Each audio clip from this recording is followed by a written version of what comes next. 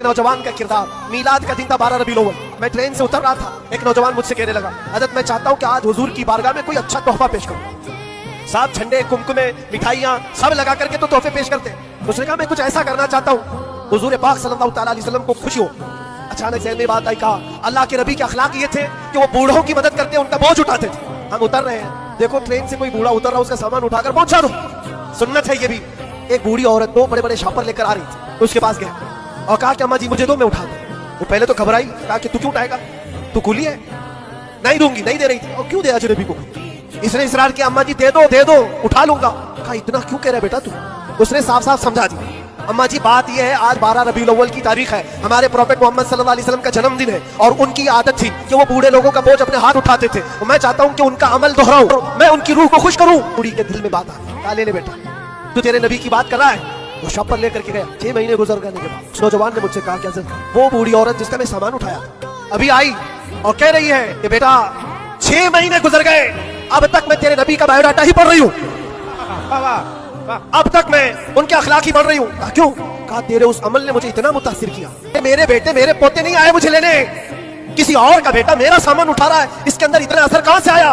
और जब तूने बताया तेरे नबी के अमल है, मैंने सोचा कि उस नबी को क्यों ना पढ़ूं। पढ़ते पढ़ते मैं इस मकाम पर पहुंच गई। बताओ तेरा नबी कहां है, मैं भी जाऊं गुलामी में शामिल हो जाऊं। सलाम की कौम जो बदकारियों में मुलव्विस थे, अल्लाह का जब अजाब आया तो कुरान पाक में रब ताला फरमाता है, वअमतरना अलैहिम हिजारतम मिन सिज्जील, नोकेले पत्थरों की हमने उन पर बारिश की।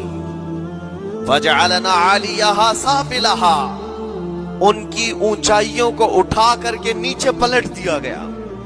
जमीन को फरिश्तों ने ऊपर तक उठाया और उसके बाद पलट दिया। ये पूरी बस्ती गर्क हो गई, खत्म हो गई। ये बस्ती भी वही थी जिसको हजरत लूत अलैहिस्सलाम बार बार तंबीह करते थे कि जुल्म से बचो, जुल्म से बचो।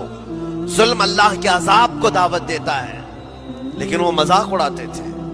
और जब हिलाक व बर्बाद हो गए, खत्म हो गए, उनकी निशानियां भी को ज्यादा मत बढ़ा, जितना लिखा है उतना मिल के रहेगा।